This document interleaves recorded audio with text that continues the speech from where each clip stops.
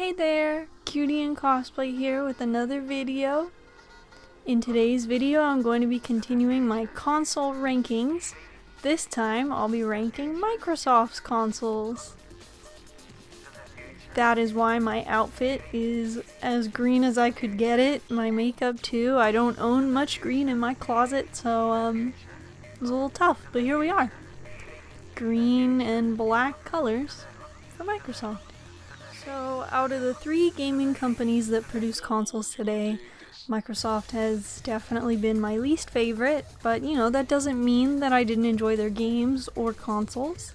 I have a lot of fond memories with some of these consoles, and today I will be ranking the 4 Xbox consoles based on how much I enjoyed them, and just like my past ranking videos, I'm only ranking them based on games that came to the console and not taking backwards capabilities into account. So with that in mind, let's get started. To start us off, in 4th place, my lowest ranking, that would be the Xbox One.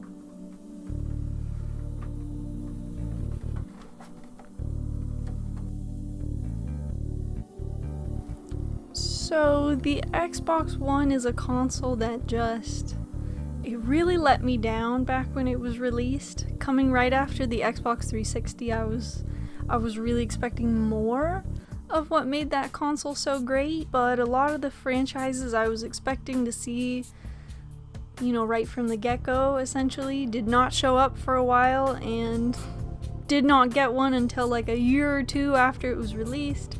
I basically only wanted this system for 2 games, and that was Halo Master Chief Collection and Rare Replay. It always makes me laugh to think back on like how silly it was that I wanted a next-gen system just to play old games on it. But you know, that's just a retro gamer in me, I guess. Anyway, Xbox One is still getting games in 2024, and I think that's crazy that this console, like, it's a decade old and still gets new titles. Insane. But yeah, overall I will say the Xbox One was worth it just for those retro games.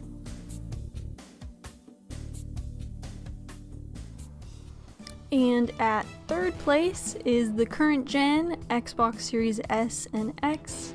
I only have S, but they play the same games, you know.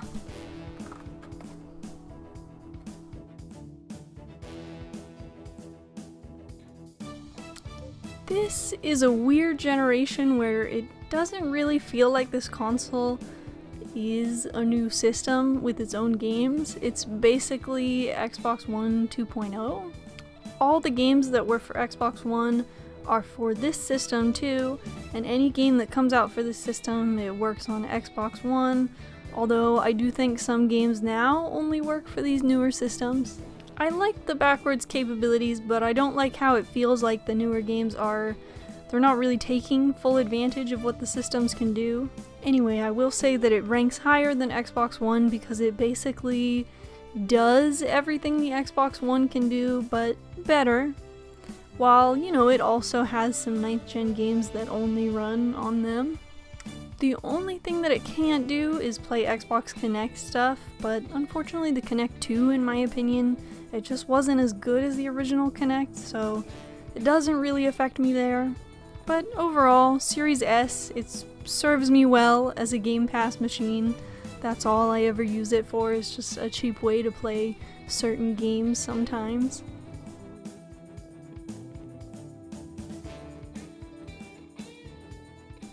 Next up, in 2nd place, is the Xbox 360.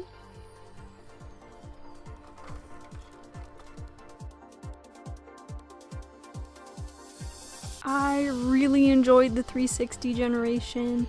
It has some really fun games like the Viva Pinata games, Gears of War games, Halo 3. I just remember having lots of fun downloading Xbox arcade games like Marble Blast Ultra, and you know, this console is where I played some of my most loved guilty pleasure games like Sonic 06, Resident Evil 6. I really liked the original Kinect and the music games that came out for 360. That was a lot of fun. I just feel like it had a little bit of everything.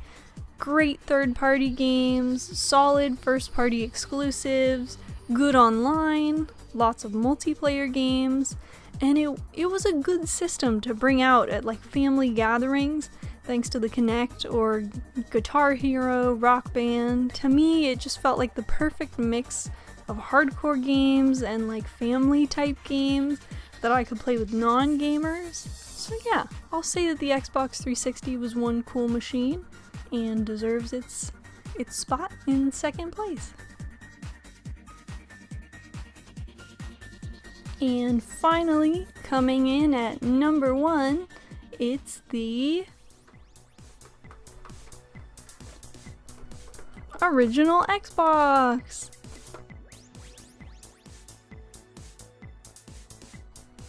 This is, in my opinion, where Xbox was just at its best. They had so many unique and fun games, and it played most third-party titles the best out of all the 6th-gen consoles. I just loved the games that this console had, like Conker's Live and Reloaded, Shenmue 2, Jet Set Radio Future, Halo, Blinx, Kung Fu Chaos, Doom 3. The original Xbox just had a really good library of games, and it's my go-to console for the majority of multi-platform games. Like Mortal Kombat Shaolin Monks, I prefer to play that version over the PS2 one. Metal Slug 3, that was a cool game to own growing up. But yeah, just really great system, and I love the original Xbox library so much that I bought a second Xbox that is modded so I can play all those amazing games. I had a good time going through Tak and the Great Juju Challenge with a family member a while back.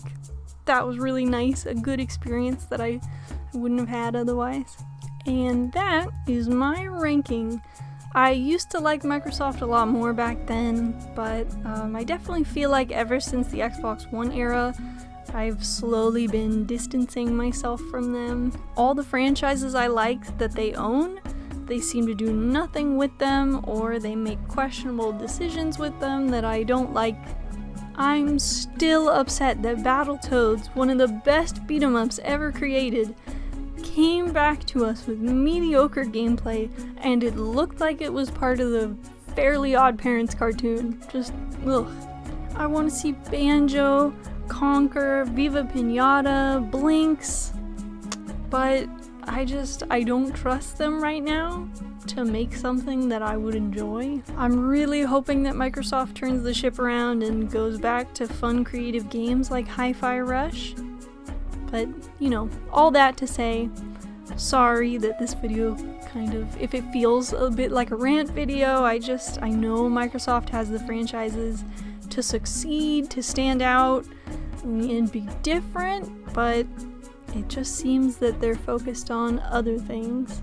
Anyway, let me know in the comments what you think of this ranking, how you would rank the Microsoft consoles, and thank you so much for watching. I hope you have a great day and that I'll see you in the next video. Bye!